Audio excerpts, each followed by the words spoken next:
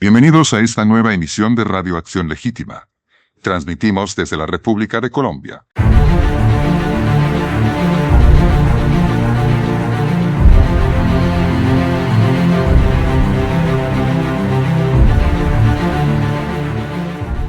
Buenos días. En el capítulo anterior citamos la existencia de un Frente Nacional ampliado. Por solicitud de nuestros oyentes, en la presente emisión presentaremos su definición, alcances y objetivos. El Frente Nacional en esencia es una estrategia política del bipartidismo liberal y conservador para mantenerse en el poder y así conservar los privilegios del país de propietarios. Durante su existencia ha sufrido transformaciones y, por qué no, suspensiones en gobiernos de transición con el ánimo de sostener el régimen político y económico. Las elecciones presidenciales 2026, más que un ejercicio de elección presidencial, se constituye en el principal escenario para reconfigurar el Frente Nacional, concebido como el mecanismo para gobernar y pacificar el país. El Frente Nacional fue una coalición política concretada en 1958 entre el Partido Liberal y el Partido Conservador de la República de Colombia. El contexto del Frente Nacional estuvo enmarcado por la Guerra Fría. Se controlaron y cooptaron la empatía de los sectores populares y de las clases medias emergentes a través de redes de clientelismo. La Iglesia y las Fuerzas Armadas mantuvieron un papel protagónico. El periodo del Frente Nacional se caracterizó por ser fuertemente anticomunista. Poco a poco este sistema de coalición partidista se desgastó y no fue ajeno a las influencias de la corrupción. Al quedar por fuera de la alternancia en el poder, el Partido Comunista Colombiano combinó todas las formas de lucha a fin de lograr un nuevo acuerdo nacional. En esta tarea aparecieron otros actores emergentes, especialmente grupos insurgentes como el M-19, que de manera reiterada propiciaron la apertura de un gran diálogo nacional, que permitiera a múltiples sectores de la sociedad acceder a cargos de representación en todas las ramas del poder público. A principios de la década de 1990, Colombia convocó su primera Asamblea Nacional Constituyente públicamente electa. La inclusión, tanto en la negociación de un nuevo acuerdo político, como en el resultado, la nueva Constitución de 1991, fue vista como la clave para poner fin a décadas de crisis política y al conflicto armado. El nuevo Frente Nacional quedaría entonces conformado por el viejo bipartidismo y fuerzas políticas, como el Partido Comunista Colombiano, los reinsertados del M-19, y una gran constelación de expresiones políticas, que más bien se parecieron a microempresas electorales. Lapidariamente, el nuevo establecimiento decidiría que las FARC y el Ejército de Liberación Nacional quedarían por fuera del acuerdo. Habla a Colombia el doctor Antonio Navarro Wolf.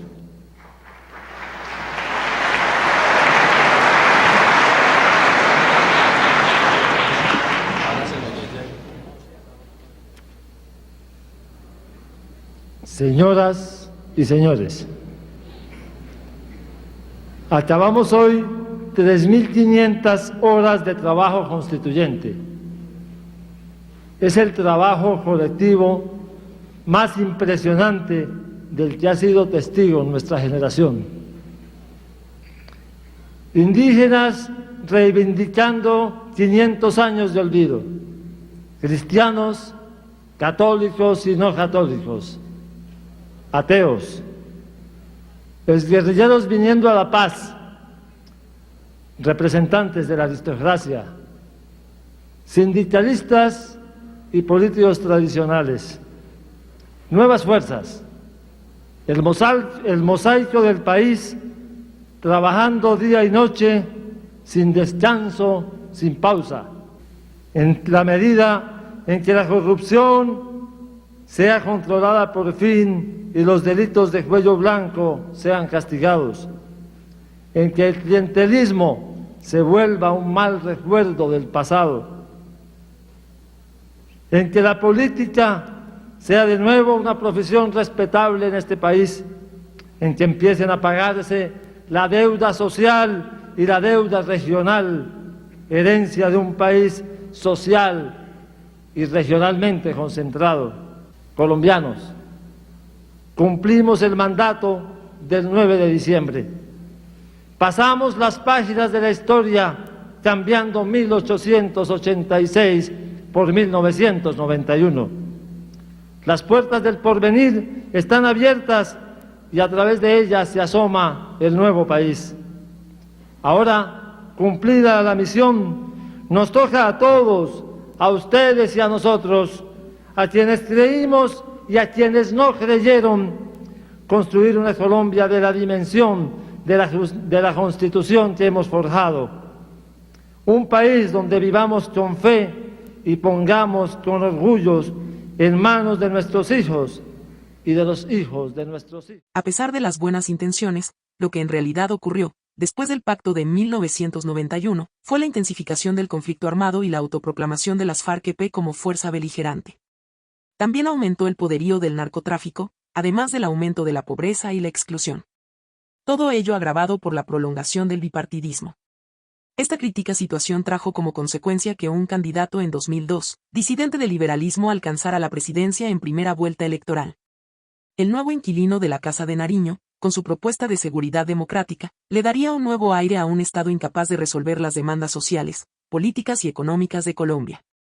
La vieja clase política y sus nuevos asociados, el M-19, el viejo Partido Comunista Colombiano y una larga e interminable constelación de microempresas electorales, entendió y aceptó al nuevo pacificador, quien llegaría por 4 años con la condición de respetar los privilegios de la clase política y sus conglomerados económicos. Con determinación, el nuevo gobernante, teniendo como aliado a los Estados Unidos, se pondría en marcha un plan contrainsurgente para derrotar a las poderosas FARC.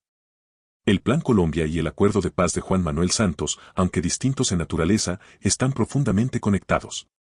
El primero creó las condiciones militares que forzaron la rendición de las FARC años después.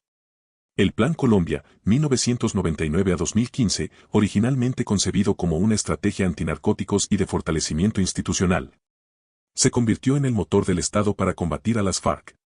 Se enfocó en los siguientes aspectos. Fortalecimiento militar, permitió modernizar la fuerza pública con tecnología, inteligencia y aviación suministrada por Estados Unidos. Presión militar a las FARC. Este desequilibrio estratégico debilitó la capacidad operativa de la guerrilla, llevándola a considerar que la vía militar ya no era viable para alcanzar el poder. Transición. Al finalizar formalmente en 2015, el plan mutó hacia Paz Colombia, un nuevo acuerdo enfocado en el posconflicto con las FARC y la implementación de lo pactado. En todas las fases del proceso, además del viejo bipartidismo, el Partido Comunista Colombiano, el M-19 y múltiples expresiones sociales y políticas participaron en la ejecución del Plan Colombia. Fueron múltiples organizaciones no gubernamentales creadas, defensoras de derechos humanos y promotoras de la solución política del conflicto armado. Entre todas las actividades realizadas por estas organizaciones se destaca su participación en la ejecución de las políticas públicas que materializaron el componente social y político del Plan Colombia. Aunque Santos utilizó la ventaja militar heredada del Plan Colombia y la política de seguridad democrática para someter a las FARC, al final el acuerdo beneficiaría toda la plataforma impulsada por el Partido Comunista Colombiano, el M-19 y otras expresiones políticas en lo que ellos llaman la apertura democrática. La desmovilización de las FARC no mejoró las condiciones de vida de la población colombiana. El acuerdo de paz no significó la libertad de miles de presos políticos en las cárceles. No significó verdad, justicia y reparación para las víctimas. El acuerdo final se estructuró sobre temas clave como la reforma rural integral, participación política, fin del conflicto, solución al problema de las drogas, víctimas e implementación. Así, se logró la desmovilización de más de 13.000 combatientes y la reconfiguración del Frente Nacional. El bipartidismo siguió en el poder, pero esta vez lo haría con reinsertados de las FARC, quienes engrosarían el bloque de poder político de los llamados alternativos dentro del Frente Nacional ampliado. La lenta implementación de los acuerdos de La Habana, más la falta de control estatal en territorios periféricos rurales, permitió la existencia, el reagrupamiento de estructuras provenientes de las FARC, que mantuvieron las prácticas de sus excamaradas reinsertados. A ello se suma el crecimiento desmedido del ELN y grupos paramilitares.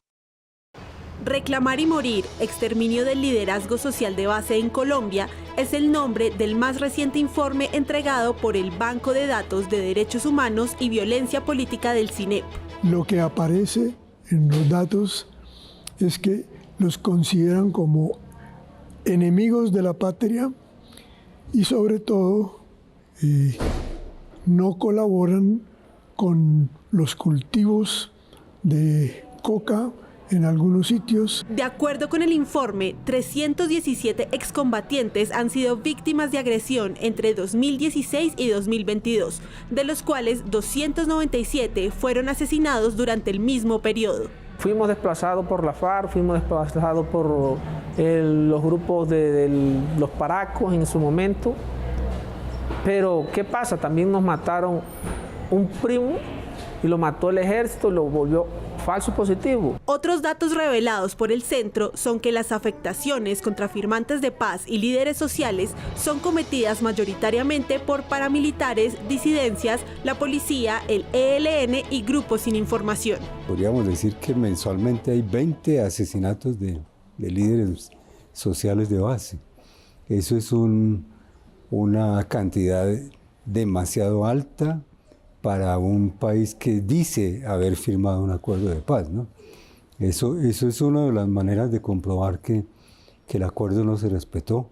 Yo siento que el país ni tiene la conciencia de lo que está pasando, ni tampoco está decidido a impedir que siga. Las y los interesados en conocer el informe lo podrán descargar en www.cinep.org.co. Hoy tenemos la obligación de hacerlo mejor que ayer y mejor que nunca. Y eso implica cambios de fondo. ¿Cómo lo haremos? El verdadero cambio lo ha dicho este ciudadano, hijo del pueblo, este hombre que se convirtió en la voz de millones, el ciudadano Gustavo Petro Urrego, que acaba de posesionarse hace unos minutos como presidente de la República de Colombia. Ha dicho él, el verdadero cambio son las reformas, doctor David Racero. Por supuesto que las reformas implican una gran responsabilidad de quienes aquí estamos. Esta es una sesión del Congreso Pleno de Colombia al aire libre. Y este Congreso es responsable de ese cambio porque es el llamado a hacer las reformas. Pero tiene también un mandato, el mandato del equilibrio. Es una antinomia que parece imposible, pero que es indispensable. El cambio es lo contrario a la estabilidad, pero medio país exige el cambio y lo merece, y otro medio país quiere estabilidad, garantías y equilibrio. La situación social en Colombia tras el acuerdo de paz de 2016 con las FARC, potenciada por la pandemia de COVID-19 y el estallido social de 2021, experimentó un proceso complejo que combinó avances institucionales con una fuerte inestabilidad social y una crisis humanitaria persistente en zonas rurales. No hubo una mejora lineal, en términos de seguridad y desigualdad, la situación se deterioró significativamente en el periodo 2019 a 2021. La grave situación económica y social, el paso de tortuga en la implementación del acuerdo de paz, la intensificación del conflicto armado, y el empobrecimiento de la población versus el enriquecimiento desmesurado de los bancos y comerciantes, puso en evidencia el fracaso del repotenciado Frente Nacional ampliado, y la persistencia de un Estado fallido que requeriría en términos políticos salidas prácticas en lo político, que frenaran la movilización social y el desastre institucional. Tras las intensas protestas sociales de 2019 y 2021, existía un riesgo real de ruptura del orden constitucional. La victoria electoral de la coalición encabezada por el M-19 y el Partido Comunista Colombiano en el 2022 y seguida por el bipartidismo fragmentado, demostró que el sistema permitía la alternancia pacífica. Pese a la retórica de ruptura, los nuevos inquilinos de la Casa de Nariño han operado bajo los mecanismos del viejo bipartidismo y las microempresas electorales. Solo que esta vez, todos aceptaron una reorganización en la repartición del botín burocrático que se vio reflejado en la conformación del gabinete presidencial. Al permitir el establecimiento el triunfo del M-19 y el Partido Comunista Colombiano, tradicionalmente reducidos al parlamentarismo, disipando de esta forma los argumentos de que la democracia interna estaba completamente bloqueada y que era posible volver al cauce institucional para resolver los conflictos. Petro, violando el principio de alternancia política establecido en el Frente Nacional, utilizó su mandato para desafiar al bipartidismo y las microempresas familiares electorales, manteniendo un discurso y acciones más afines a la oposición al establecimiento que a la gestión institucional convencional, buscando con ello una eventual reelección o prolongación de su mandato en cuerpo ajeno. Para ello, la coalición M-19 y Partido Comunista Colombiano han propuesto desde el gobierno activar un proceso constituyente con el supuesto de promover reformas profundas. Para el bloque encabezado por el viejo bipartidismo y sus aliados, esta estrategia tiene como propósito desmontar lo acordado en la Constitución del 91. Así las cosas, las presentes elecciones de 2026 van más allá de nombrar un presidente. Más allá de una supuesta polarización, lo que existe es una reyerta, contienda, riña o pelea, entre dos bloques del Frente Nacional por la permanencia en el poder. Ambos sectores se caracterizan por defender privilegios de viejos politiqueros. Mientras no exista un verdadero polo de poder que represente a los trabajadores y campesinos pobres, cada 4 años, las elecciones serán la refrendación de los acuerdos de la casta política.